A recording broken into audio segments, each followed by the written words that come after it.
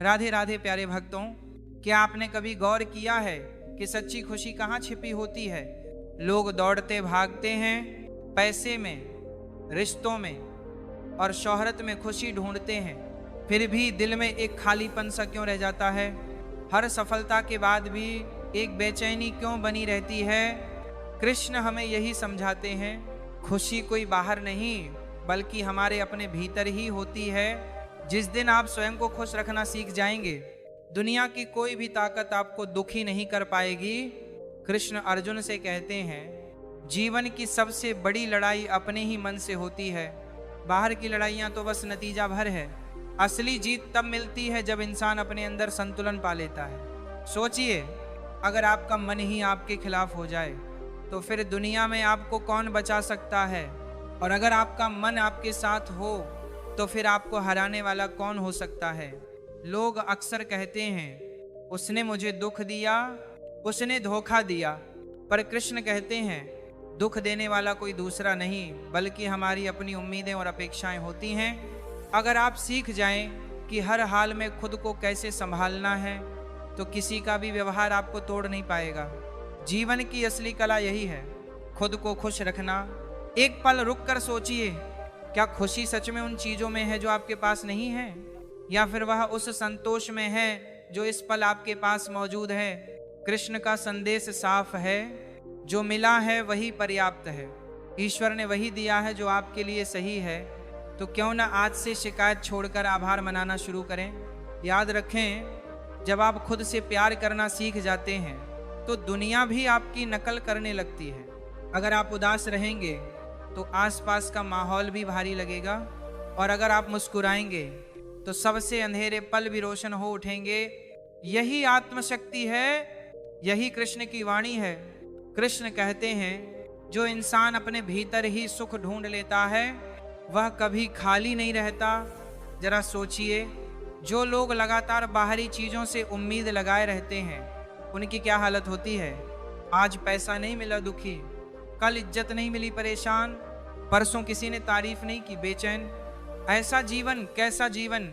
ये तो एक कैद है, एक बंधन है। लेकिन जिसने यह रहस्य जान लिया कि असली खजाना भीतर ही है, वह कभी नहीं टूटता। जीवन का रास्ता हमेशा आसान नहीं होता।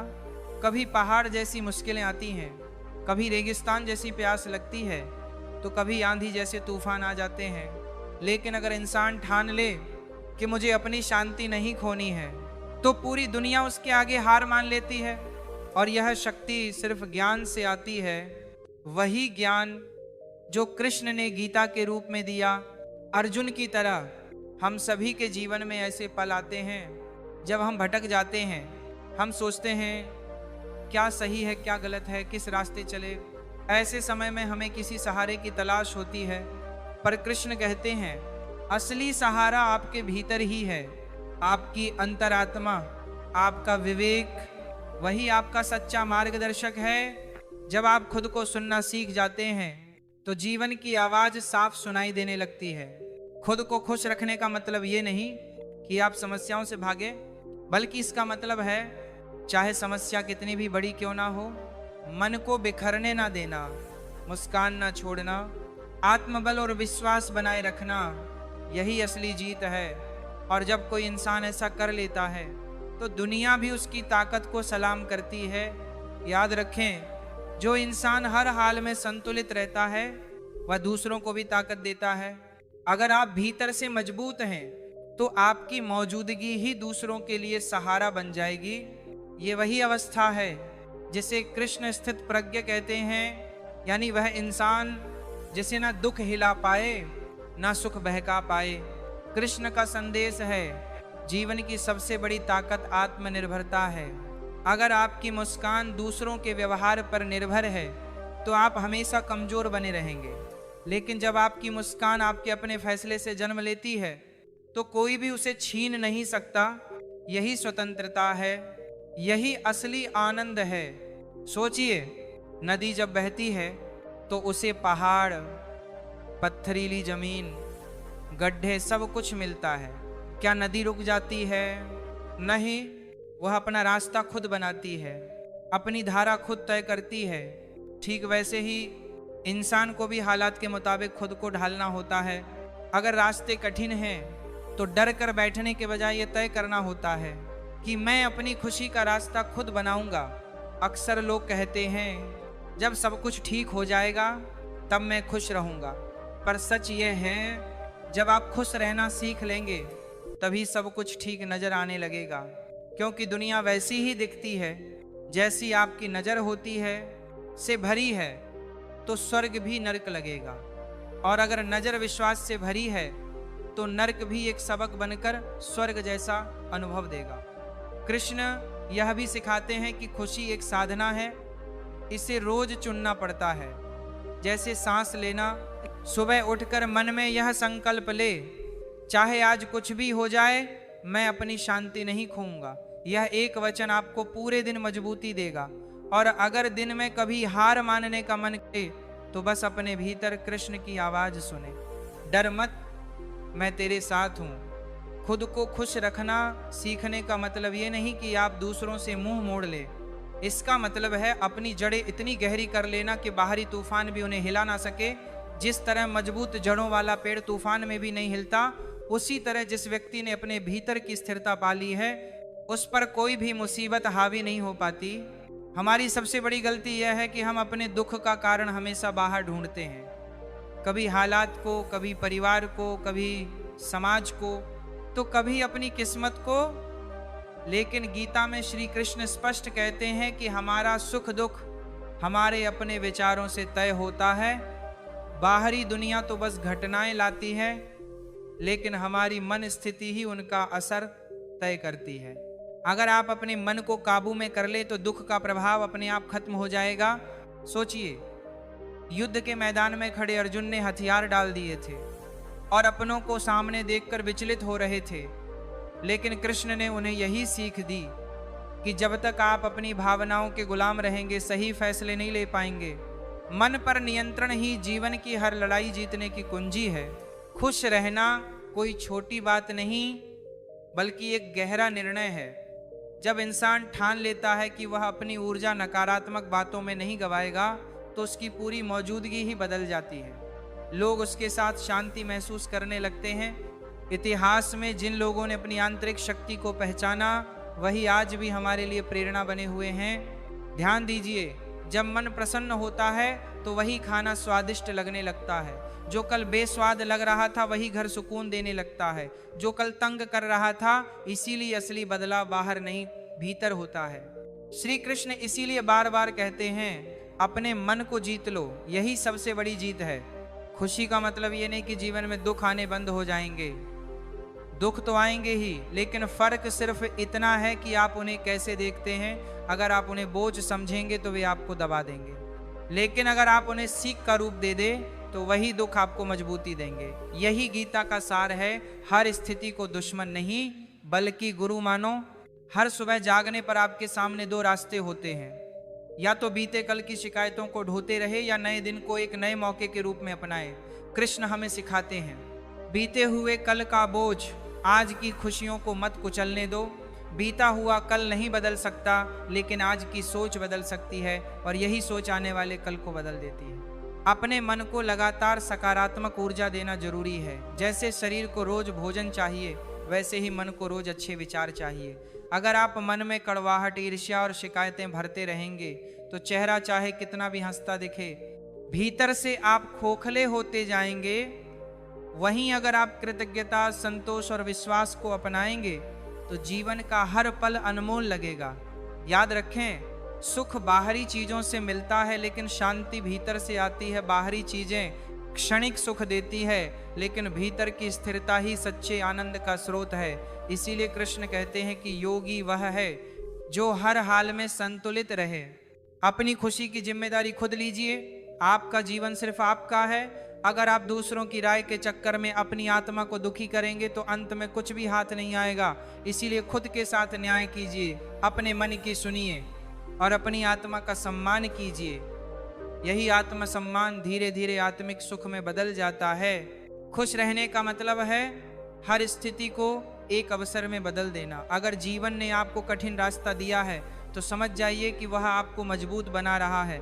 अगर जीवन ने आपको अकेला किया है तो समझ जाइए कि वह आपको अपने असली स्वरूप से मिला रहा है। इस नज़रिए से देखेंगे तो हर कठिनाई में छुपा उपहार दिखाई देगा। जीवन में कई बार लगता है कि सब कुछ हमारे खिलाफ है, रिश्तों में तनाव, काम में मुश्किलें, समाज की आलोचनाएं। ऐसे में हम टूटने लगते हैं, लेकिन कृष्ण सिखाते हैं कि टूटना हार नहीं है। असली हार तो तब होती है जब आप उठने की कोशिश ही छोड़ देते हैं। इसीलिए जब हालात कठिन हो तो खुद को याद दिलाइए, मैं इन परिस्थितियों से बड़ा हूँ, मेरी आत्मा इन सब सीमाओं से परे है। यही सोच आपके भीतर नई ऊर्जा जगा देगी। कई बार हम अपने आप को इतना कमजोर समझने लगते हैं कि दूसरों की एक छोटी सी बात भी हमें दुखी कर देती है, लेकिन भगवान कृष्ण ने कहा है कि जो व्यक्ति अपनी आत्मा को पहचान लेता है उसे कोई चोट नहीं पहुंचा सकता। इस बात पर गौर करें।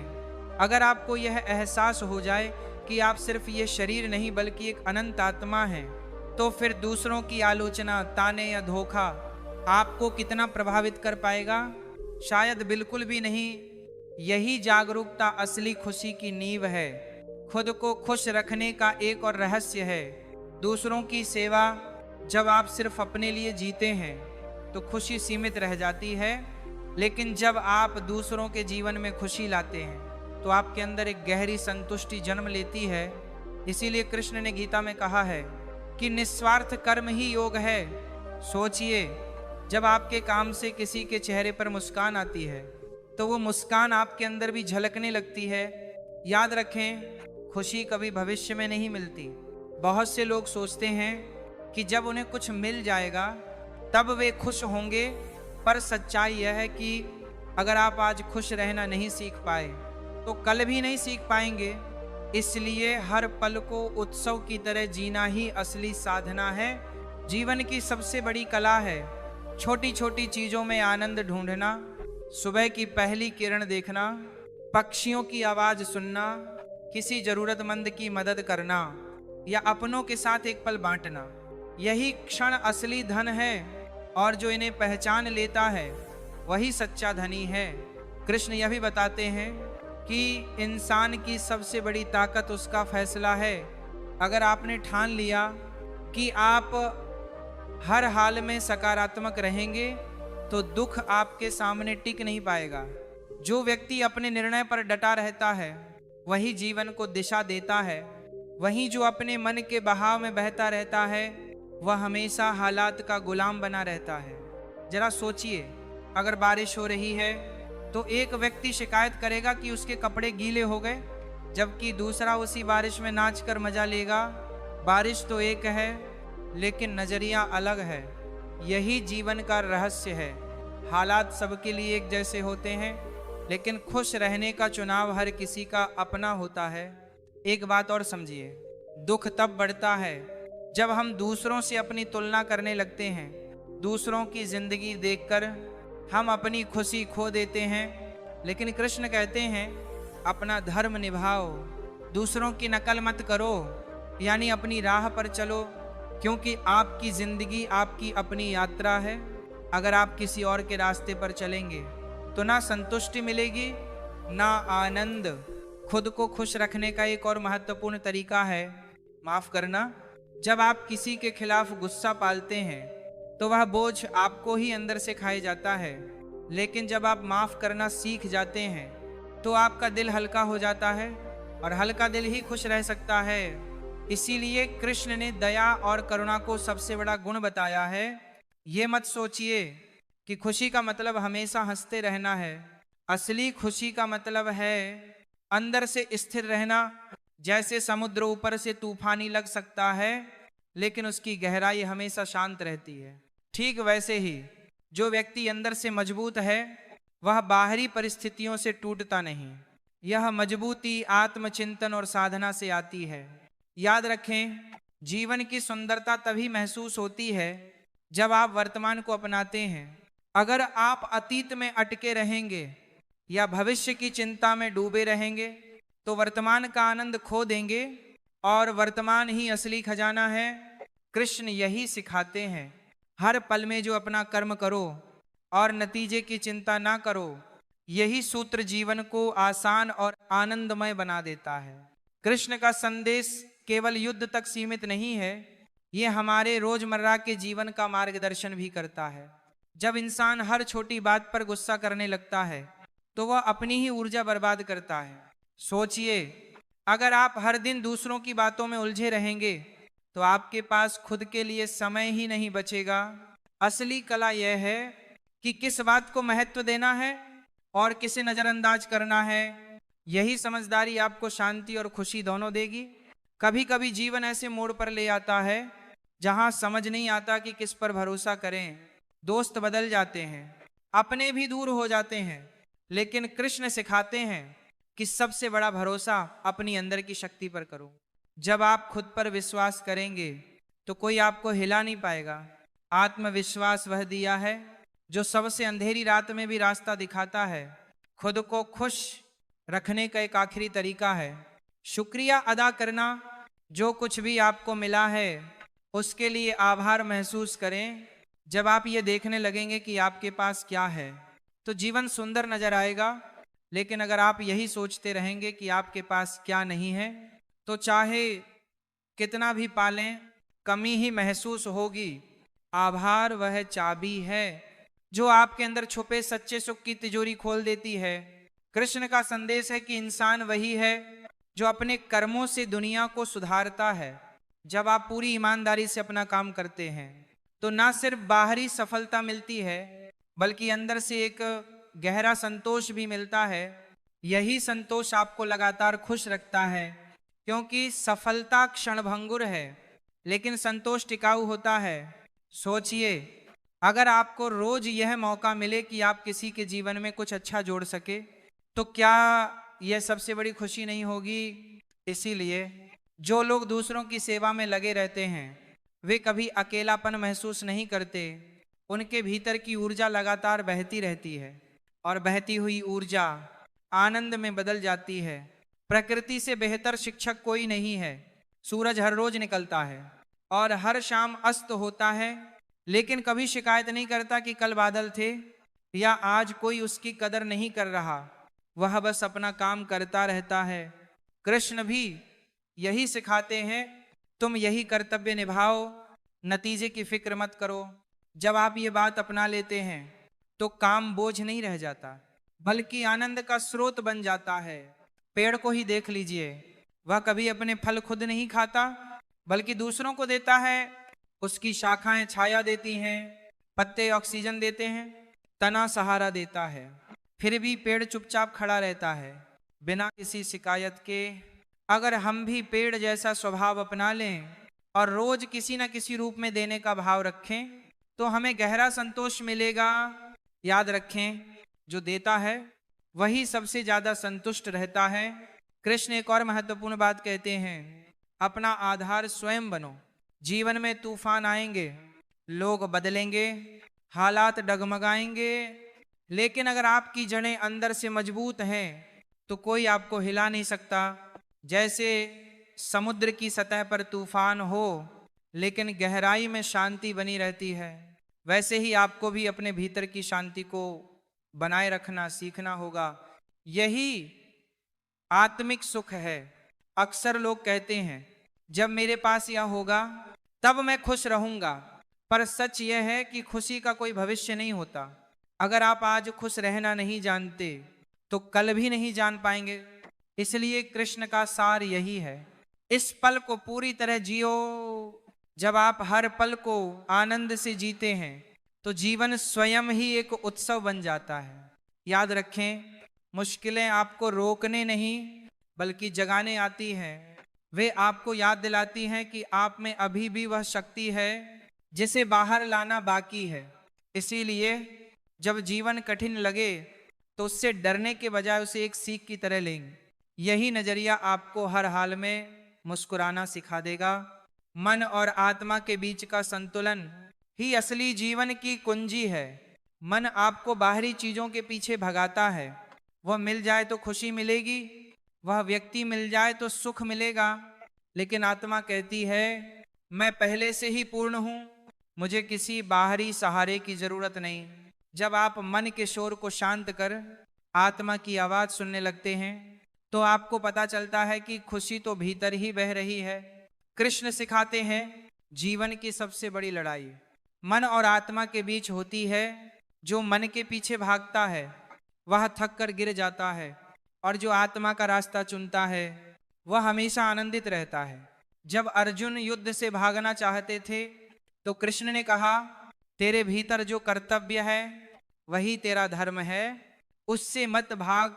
यह संदेश सिर्फ अर्जुन के लिए नहीं बल्कि हर इंसान के लिए है। खुद को खुश रखने का मतलब है अपने मन को काबू में रखना। जब आप अपने विचारों को नियंत्रित कर लेते हैं तो दुख आपको छू भी नहीं पाता। सोचिए, जब कोई आपके खिलाफ बोलता है तो सबसे पहले मन आहत होता है, लेकिन अगर उसी पल आप अपनी आत्मा को याद करें और खुद से पूछें क्या यह बात सच में मेरी कीमत कम कर सकती है, तो आपको जवाब मिलेगा नहीं, और फिर आपकी पीड़ा गायब हो जाएगी। यही अभ्यास आपको हर स्थिति में स्थिर बना देता है। कृष्ण यह भी कहते हैं जो व्यक्ति अपने भीतर से जुड़ जाता है वही दूसरों को सच्ची खुशी दे सकता है, क्योंकि जो खुद दुखी है वह दूसरों को सुख कैसे दे पाएगा। इसलिए पहले खुद को पूर्ण बनाओ, फिर दुनिया के साथ बांटो। जीवन का सबसे बड़ा रहस्य यह है कि हम अपनी भीतरी शक्ति को पहचानें। असली ताकत बाहरी चीजों में नहीं है, जैसे पद, सम्मान या धन, बल्कि इस बात में है कि आप अपने भीतर कितनी गहराई से स्थिर हो पाए हैं। में है कि आप हर हाल में शांत और स्थिर रह सकते हैं। जब तूफान आए तो डरने के बजाय समझिए कि यह आपकी भीतरी मजबूती को बाहर लाने का मौका है। अगर हर इंसान अपने भीतर की शांति को पहचान ले तो दुनिया बदल जाएगी। लोग झूठ, धोखा या नाकामयाबी से परेशान नहीं होंगे, क्योंकि उनका मन हमेशा अपनी जड़ों से जुड़ा रहेगा। यही स्थिर मन सबसे बड़ा खजाना है। खुद को खुश रखना सिर्फ भावनाओं का खेल नहीं बल्कि रोजमर्रा के फैसलों का नतीजा है। आप क्या देखते हैं, किसे महत्व देते हैं, किसे नजरअंदाज करते हैं, यही आपकी खुशी तय करता है।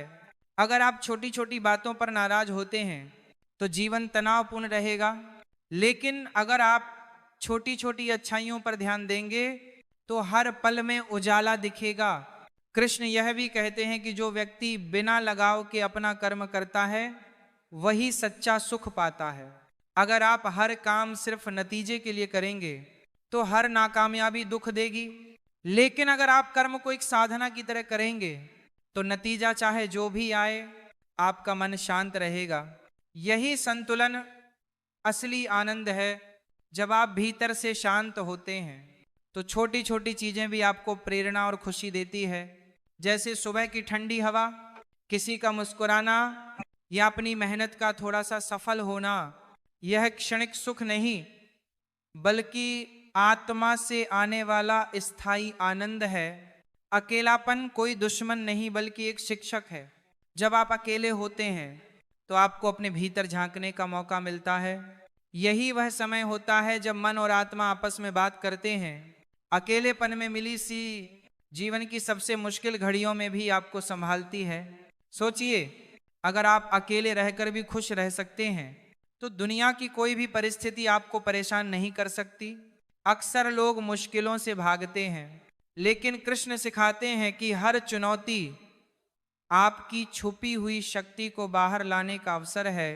जब जीवन मुश्किल रास्ता दे तो उसका सामना करना यही असली साहस है, और यही साहस आपकी भीतरी शांति और खुशी को मजबूत करता है। जो लोग आसानी से हार मान लेते हैं वे हालात के गुलाम बन जाते हैं, लेकिन जो संघर्ष करते हैं वे जीवन में चमकते हैं।